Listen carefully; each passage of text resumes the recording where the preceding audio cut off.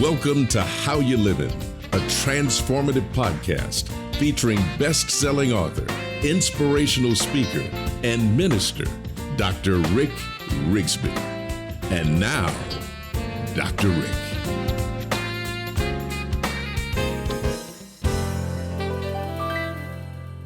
Hello, friends. I'm so thrilled to be with you today. I couldn't wait for this opportunity to talk to you about joy. I have a question for you. Could you use a little bit more joy in your life today? I think we all could. And it begs the question, what is our source of joy? Where do we get our joy from? And I think immediately many of us would probably say family. We would say friends. Some people would say circumstances and situations. If we're honest, some people would say material things and possessions. And joy derives from a lot of sources, but there is nothing like the joy that comes from within, right? And I happen to be a man of faith. I happen to be a Christian. And I want to tell you something. It doesn't matter to me if you're a Christian or whatever your faith is, or if you're a person who describes yourself as spiritual, just because the passage proclaims joy doesn't necessarily mean that a person is automatically joyful, right? And the point that I'm getting at is that we have to pursue joy. One of my favorite passages in the Bible reinforces this. It's found in Romans chapter number 15, verses 13. May the God of hope fill you with all joy and peace as you trust in him. In other words, just because you believe in the Bible, or just because you believe in your spiritual book and the book talks about joy, doesn't mean that you're automatically going to receive joy. I can tell you, as a man of faith, as a Christian, as a pastor, I've experienced a lot of joyless days, and there's a correlation. I've experienced those joyless days when I made a choice not to pursue joy. Come on now. It always has to do with a choice, right? And so as we talk about joy today and how we can make sure we are living a joyful life, remember this: it is our responsibility to pursue that joy. Hey, listen to this, friends. According to Success Magazine, they published an article a couple of years ago titled Ways to Experience More Joy. Here was one of the ways. Stop waiting to be happy. I love that. In other words, what are you waiting for? There is absolutely no guarantee that we're going to be around tomorrow, or even tonight, or even in the morning. And so what is it about the human being that causes us to put things off that we shouldn't? I want to do my best to live in the moment. You know, I don't tend to do that very well. And so what did God do? Put me with a wife that does. And one of the things that I appreciate about my wife is that she's taught me how to live in the moment, to not wait, but to experience it now. And the way that she has taught me how to live in the moment is to appreciate right where I am. Now, I'm going to confess something to you. I am a part of a consumer culture in the United States of America. Here's what makes a consumer culture work. The focus is on what we don't have. The focus is on lack. And if the focus is on lack, you're always looking toward getting gain to overcome the lack. Nothing wrong with looking forward.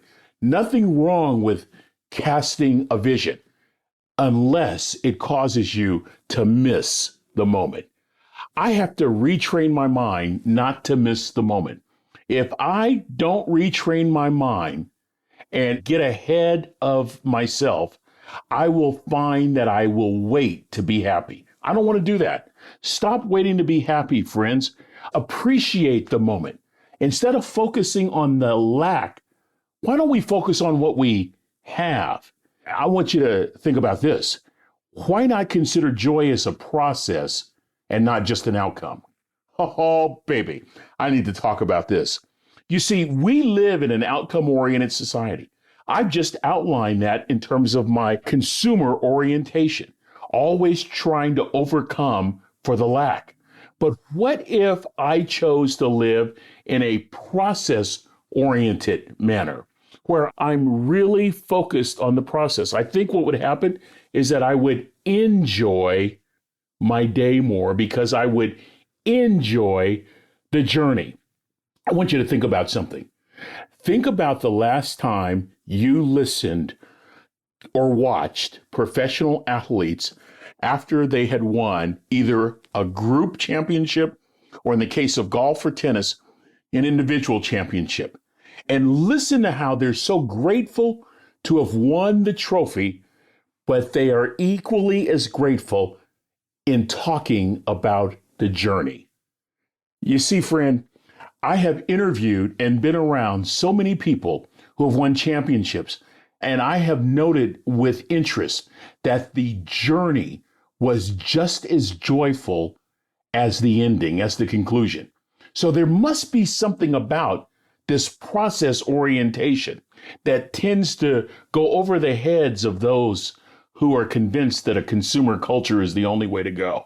Bottom line, stop waiting to be happy and let's learn to live in the moment. So, Success Magazine says, not only should we stop waiting to be happy to experience more joy, but we should develop a joyful state of mind. I love this one. Let's go back to the scriptures for a moment. Many of you know this comes out of Philippians 4:8. Finally, whatever is true, whatever is honorable, whatever is right, whatever is pure, whatever is lovely, whatever offers a good report, let your mind dwell on these things. Well, you might say, well, Rick, I don't believe in the scriptures. Fine. Whatever is good, let your mind dwell on that. Whatever's pure, whatever's right, let your mind dwell on good things, on good things. Instruct your mind to be thankful. Instruct your mind to be grateful. You know what I try to do every day? I try to laugh lots. I try to laugh at myself. I got to tell you all a story. I remember being a chubby kid growing up in the 60s and being laughed at for being fat. And I came home probably second or third grade with tears in my eyes. And I remember my mother saying, "What's wrong, baby?" I'm saying, "Well, they're laughing at me because I'm fat, Mom. They're laughing at me." And I remember my mother gave me some wisdom that changed my life. My mother said, "You beat them to the punch.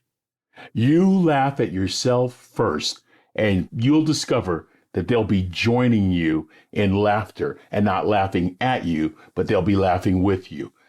Like the next day, I started laughing first. Before you know it, I had friends. I'm entertaining the class. Now that causes another whole bag of issues and having to stay after school and being named class clown. However, it solved one issue. I discovered that there's nothing wrong with not taking yourself so seriously. And instead of being laughed at, I am laughing with people and enjoying my life. What's my point?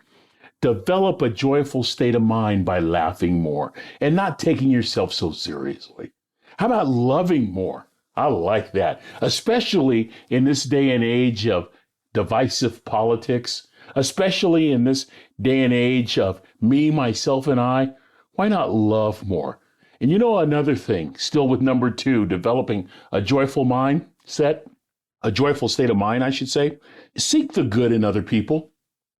I think this is really important. May I be blunt? Most of us criticize way too much.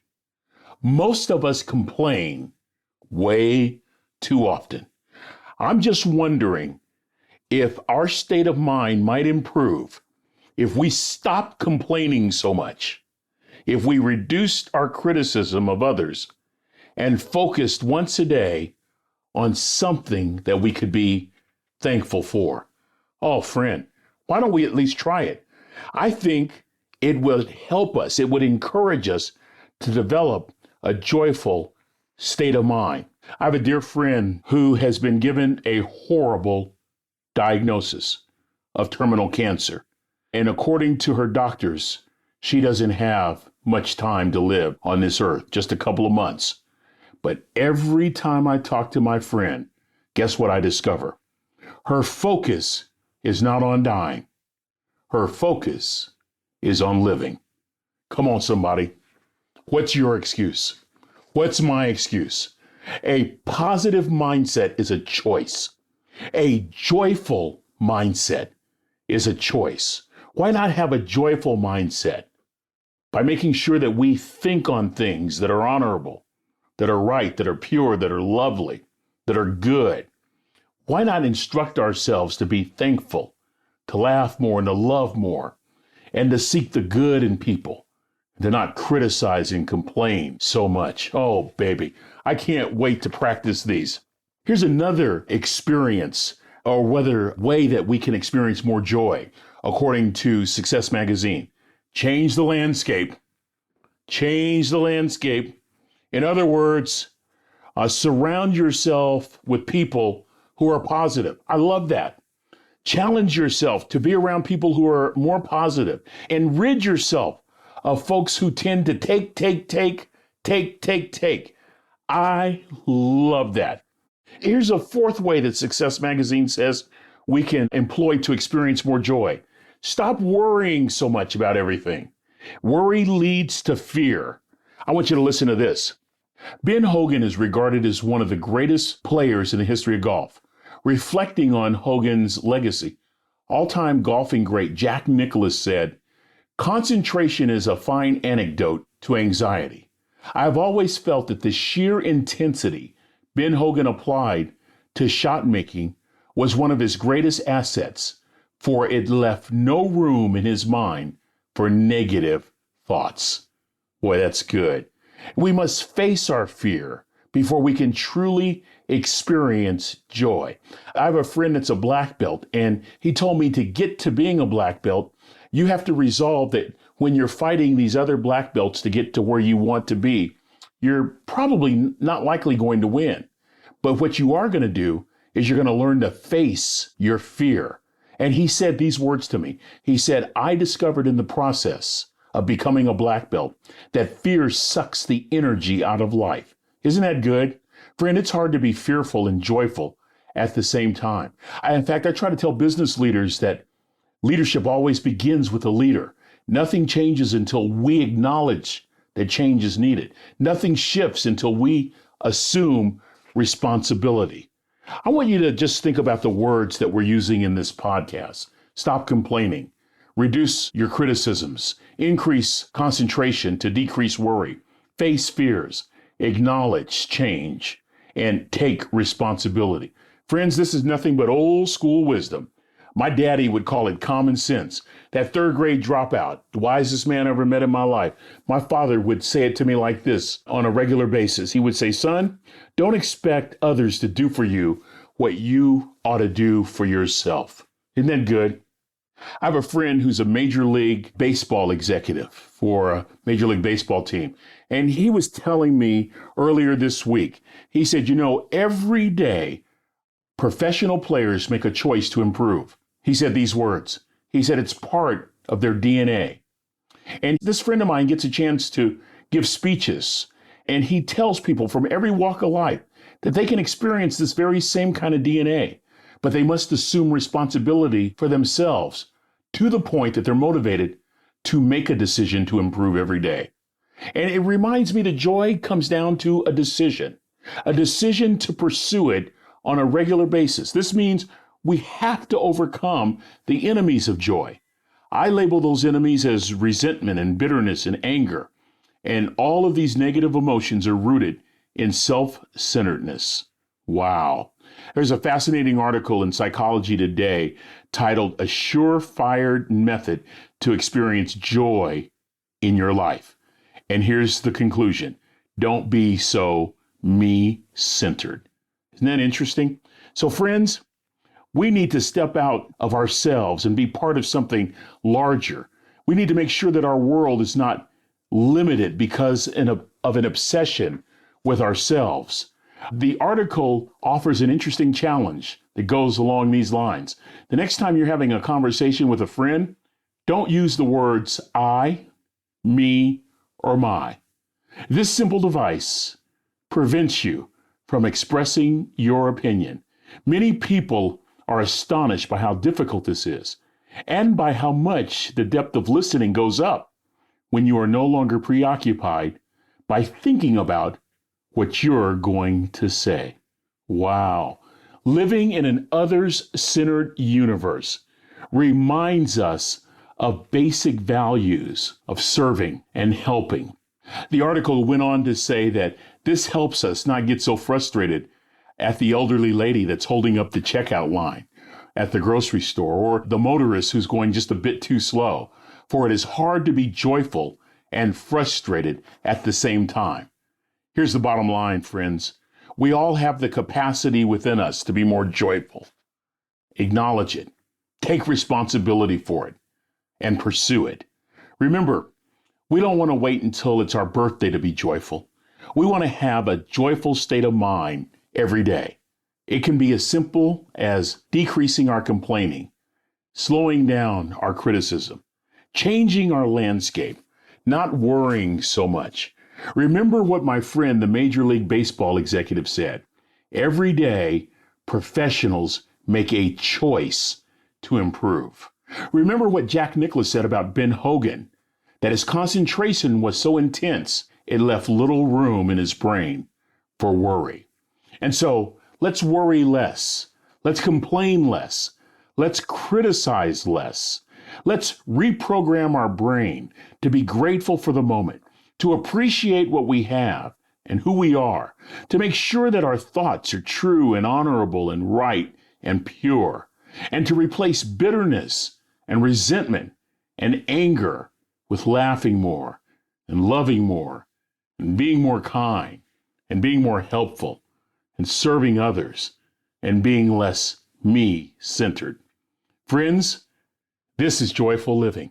It is worthy of our pursuit, and it just very well may be the thing that keeps us in a joyful state of mind.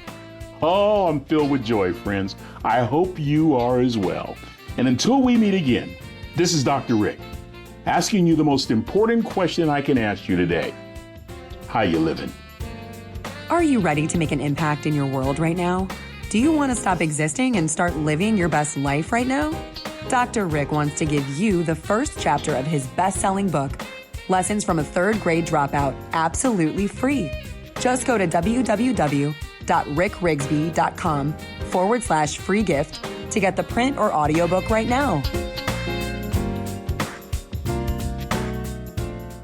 This is thepodcastfactory.com.